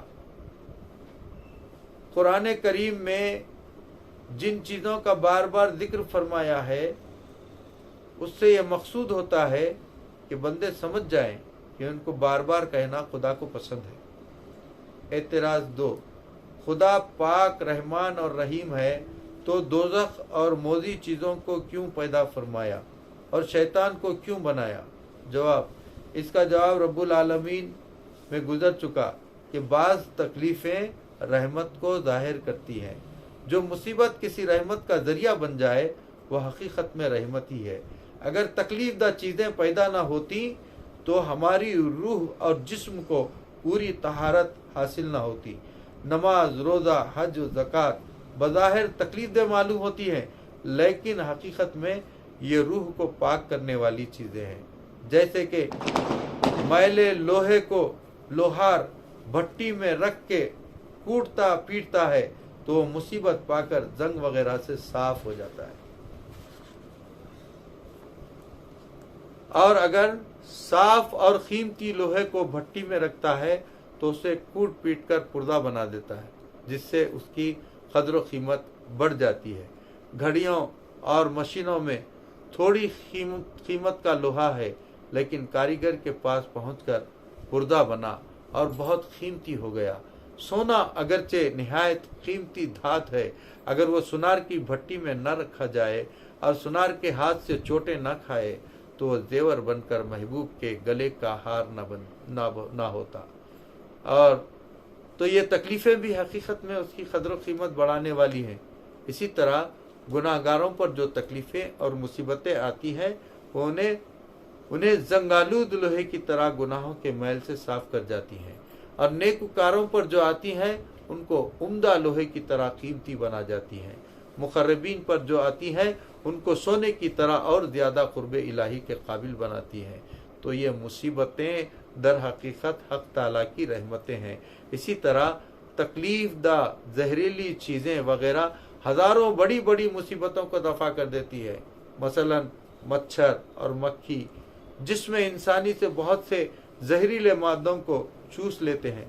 غلے کے کیڑے، گھن وغیرہ غلے کے بہت سے مضر اثرات کو مٹا دیتے ہیں۔ بے وقت بارشیں زہریلے دانوں کو تباہ کر کے اور گرم غلے کو ٹھنڈا کر کے کھانے کے قابل بنا دیتی ہیں۔ پھر یہ کیا ضروری ہے کہ پروردگار عالم صرف انسانوں پر ہی رحم فرمائے، وہ بھی اس کی مخلوق اور اس کے رحم کے مستحق ہے۔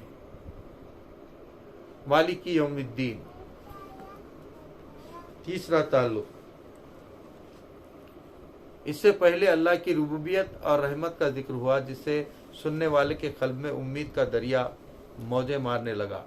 اب ضرورت تھی کہ اس کے دل میں رب کا خوف پیدا کیا جائے، کیونکہ ایمان امید اور خوف کے درمیان ہے۔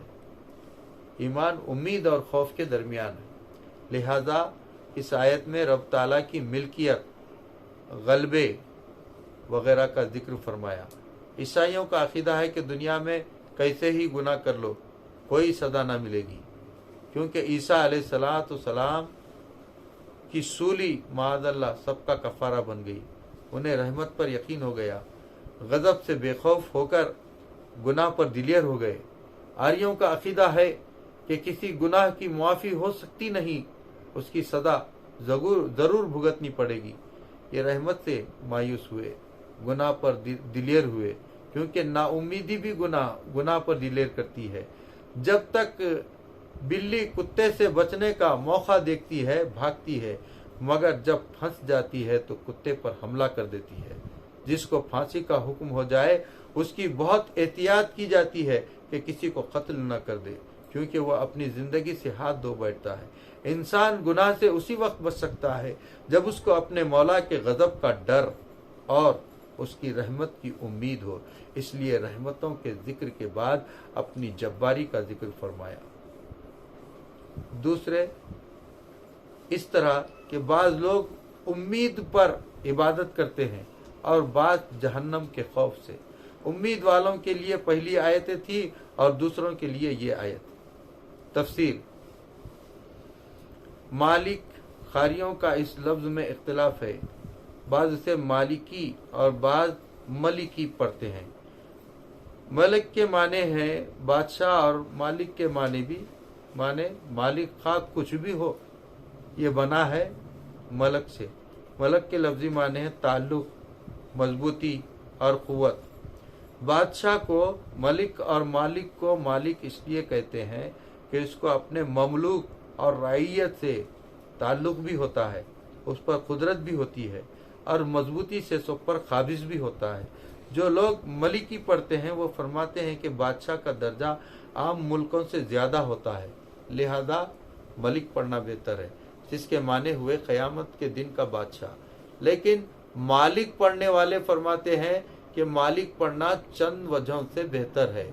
अव्वलन ये कि मालिक में 4 हुरूफ हैं और मलिक में 3, और कुरान पाक के एक हुरूफ पर 10 नेकियां मिलती हैं, लिहाजा मालिक के पढ़ने पर 40 और मलिक के पढ़ने पर 30 नेकियां मिलेंगी। दूसरे, इसलिए कि बादशाह रियाया का हाकिम होता है और मालिक अपने माल पर गुलाम का, लेकिन बमुकाबले रईयत के ज्यादा कब्जा अपनी ममलूक पर होता है, क्योंकि रईयत में बाज वो भी होते हैं कि जिनकी बादशाह को मजबूरन रियायत करनी पड़ती है, बल्कि रियाया को रियाया कहते हैं इसलिए हैं कि बादशाह को उसकी रियायत करनी पड़ती है, लिहाजा मलिक से मालिक पढ़ना बेहतर है। तीसरे, इसलिए कि रियाया अपने आप को बादशाह की हुकूमत से निकाल सकती है, या तो इस तरह के उसके मुल्क से निकलकर दूसरे के मुल्क में पहुंच जाए, या बादशाह को सल्तनत से माजूल कर दे, लेकिन ममलूक अपने मालिक की मिल्कियत से अपनी खुशी से कभी नहीं निकल सकता, लिहाजा मालिक की मिल्कियत बादशाह की मिल्कियत से कवी है। चौथे, इसलिए कि बादशाह अपनी रियाया के माल व जान वगैरह का बिल्कुल मालिक नहीं, बल्कि वो खुद उनके मालिक और खाबिज होते हैं, लेकिन मालिक अपने ममलूक या गुलाम की हर चीज का मालिक है। पांचवा, इसलिए कि रियाया हर काम करने में बादशाह की इजाजत लेने की मोहताज नहीं, लेकिन ममलूक गुलाम अपने मालिक के बगैर इजाजत कोई काम नहीं कर सकता। छठे, इसलिए कि रियाया बादशाह से हर चीज नहीं मांग सकती, बल्कि अपना इंतजाम खुद करती है। बादशाह की इताअत सिर्फ इसलिए करती है कि उसके गजब से बच जाए, लेकिन ममलूक गुलाम अपना खाना, कपड़ा, हर जरूरियात अपने मालिक से मांगता है, और हम भी रब ताला से हर चीज मांगते हैं और वह हमारा मुरब्बी है, लिहाजा मालिक के माने ज्यादा मुनासिब है। सातवें, इसलिए कि बादशाह रियाया के माल का उम्मीदवार होता है कि ये टैक्स अदा करे तो हमारी सल्तनत चले और ये हमारी फौज में भर्ती हो तो हमें मदद मिले, लेकिन मालिक अपने गुलाम से इन बातों में बेनियाज होता है।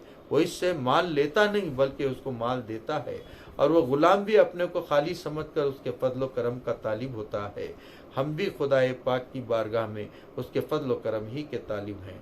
आठवें, ये कि बादशाह तंदुरुस्त और जवान ही को अपनी फौज में भर्ती करता है और बीमारों और कमजोरों को नहीं लेता, लेकिन मालिक अपने बीमार और कमजोर गुलाम का इलाज कराता है और बुढ़ापे में उसकी मदद करता है। अगर किसी बला में फंस जाए तो मालिक उसे छुड़ाता है।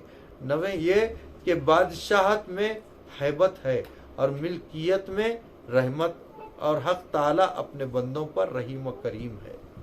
इन वजहों से मालिक पढ़ना बेहतर है। यौमुद्दीन, बदले के दिन।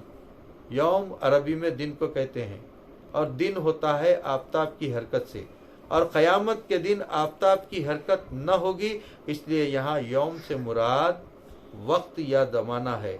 इसके माने ये हुए कि हक ताला क़यामत के सारे वक्त का मालिक है, या क़यामत में जो वाक़यात होंगे उन सब का मालिक है।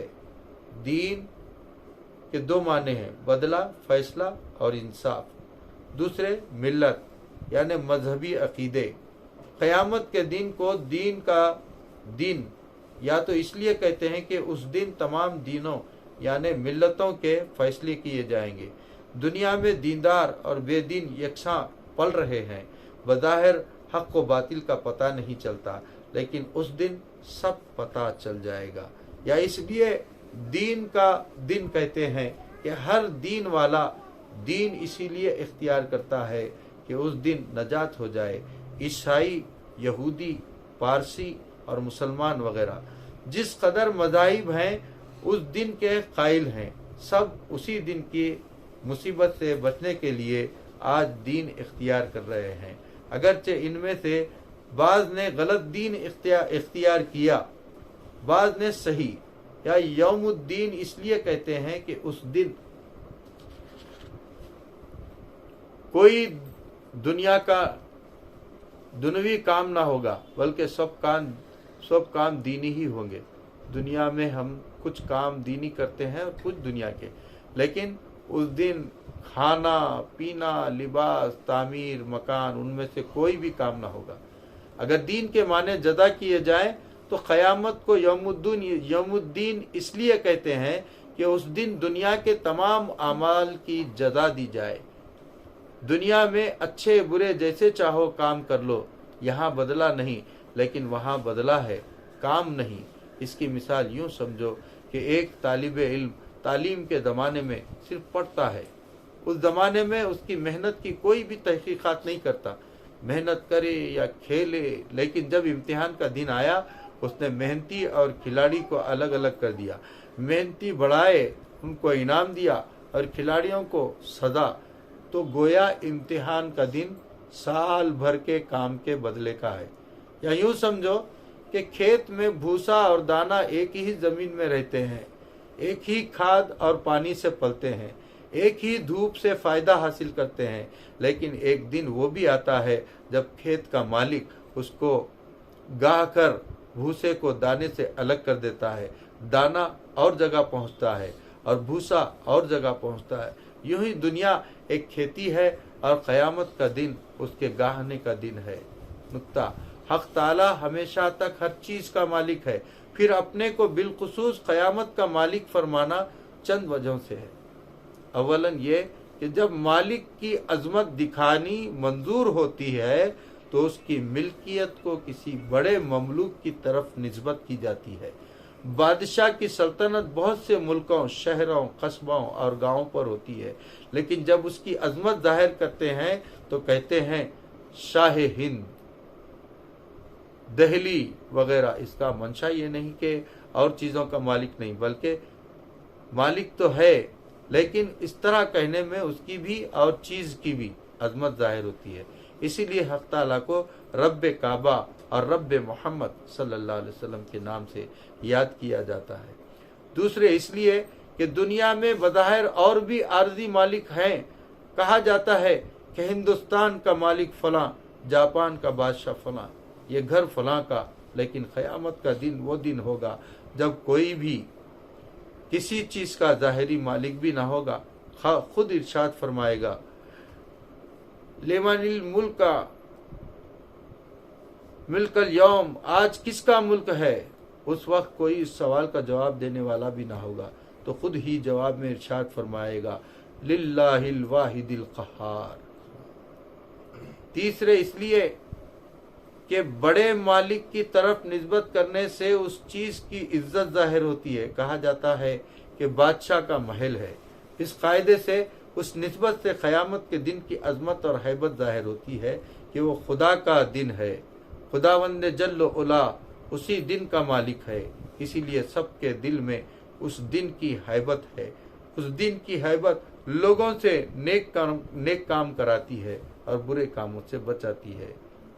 نقطہ، آریوں کے عقیدے میں یہ دنیا ہی عمل اور جزا کی جگہ ہے۔ وہ کہتے ہیں کہ جو انسان برے کام کرتا ہے وہ مرنے کے بعد بری جون میں آتا ہے اور اچھے کام کرنے والا اچھی جون میں۔ جس قدر جانور وغیرہ ہیں یہ پہلے انسان ہی تھے، لیکن یہ اپنی بدعملی کی وجہ سے ان جونوں میں آئے تو ان کے نزدیک دنیا عمل و جزا دونوں کی جگہ ہے۔ لیکن مسلمانوں کا عقیدہ یہ ہے کہ دنیا فقط عمل کی جگہ ہے، یہاں جزا نہیں، اور آخرت فقط جزا کی جگہ ہے، وہاں عمل نہیں۔ اگرچہ بعض کام ایسے بھی ہیں کہ جن کا کچھ نہ کچھ نتیجہ دنیا میں بھی ظاہر ہو جاتا ہے، جیسے ماں باپ کی اطاعت کرنے والا دنیا میں خوشحال رہتا ہے، ان کے ساتھ بدسلوکی کرنے والا دنیا میں ذلیل و خوار ہوتا ہے، لیکن یہ خوشحالی، یہ ذلت یا رسوائی اس کی جزا نہیں ہوگی۔ یہ تو ایسا ہے جیسے سرکاری نوکر کے لیے بھتہ یا مجرم کے لیے جیل سے پیشتر حوالات۔ بھتہ تو تنخواہ نہیں اور یہ حوالات اس کے جرم کی سزا نہیں، سزا تو مقدمے کے بعد شروع ہوگی۔ آریوں کا یہ عقیدہ بالکل خلاف عقل ہے۔ اول تو اس لیے کہ جب دوسری جون میں پہنچ کر پہلی جون کا آرام یا تکلیف یا وہی نہ رہا تو اس کو اپنے گزشتہ اعمال کا احساس ہی کیا ہوگا، اور تکلیف اور غم محسوس ہی کیا ہوں گے۔ مثلا ایک شخص آج فقیر بے نوا ہے، ان کے قاعدے سے پہلے وہ کسی اچھے حال میں زندگی گزار گیا تھا، لیکن اپنی بد عملی کے باعث اب فقیر بنا کے بھیجا گیا۔ جب اسے یاد ہی نہ رہا کہ پہلے میں کیا تھا اور اس وقت میں نے کیا کیا تھا، کس عیش میں تھا، یہ کس عمل کی سزا ہے، تو اب اس کو اس فقیر میں تکلیف ہی کیوں ہوگی؟ وہ تو اپنی فقیری میں بھی خوش اور مست ہے۔ اس لیے کہ اگر یہ عقیدہ صحیح ہوتا تو دنیا کے جانداروں کی تعداد میں وزن قائم رہتا، یعنی اگر انسان بڑھتے تو دوسرے جانور گھٹ جاتے، اور دوسرے جانور بڑھتے تو انسان گھٹ جاتے، کیونکہ اول سے آخر تک روحوں کی تعداد ایک ہی ہے، وہی مختلف جسموں میں گھومتی پھر رہی ہے، لیکن تجربہ یہ بتا رہا ہے کہ دن بدن ہر جاندار میں زیادتی ہوتی ہے۔ اس لیے کہ ایک بار حضرت صدر الافاضل مرشدی استاذی مولانا محمد نعیم الدین صاحب قبلہ مراد آبادی علیہ رحمہ کا مناظرہ رام چندر دہلوی سے ہوا۔ حضرت نے دریافت فرمایا کہ مہاشے، کوئی دنیا میں ایسا بھی گزرا ہے کہ جس نے کوئی گناہ نہ کیا ہو؟ کہنے لگے، لاکھوں، سب سے بڑے تو رشی منی گزرے ہیں جن پر وعید آئے۔ حضرت نے فرمایا، ایسے بے گناہ انسان کو کس جون میں جانا چاہیے؟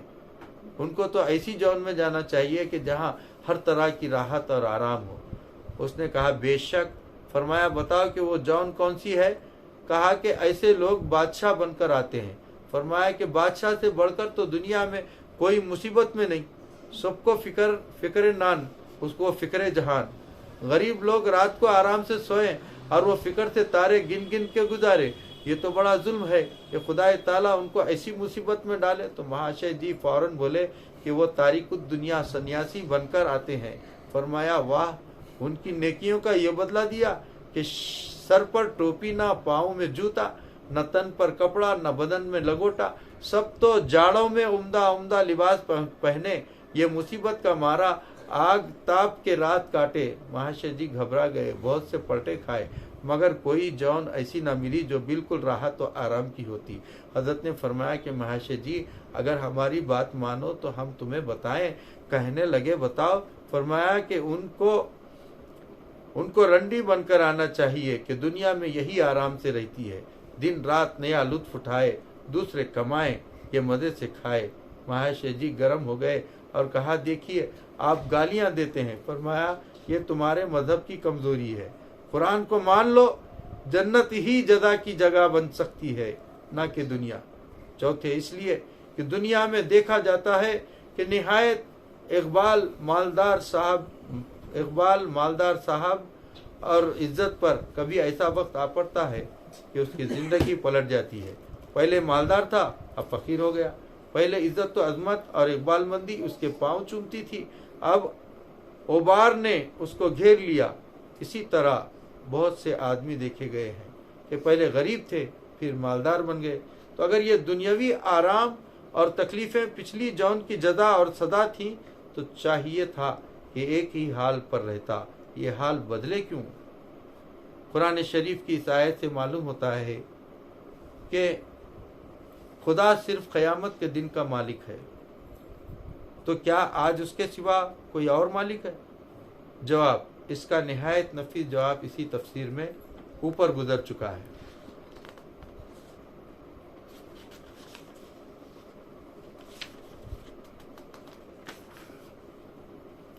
جب قیامت کے دن کا خدا ہی مالک ہے تو خدا کے سوا نبیوں ولیوں کو اپنا شفیع جاننا اور ان کو اس دن حاجت روا ماننا اس آیت کے خلاف ہے. یہ دیوبندیوں کا اعتراض ہے.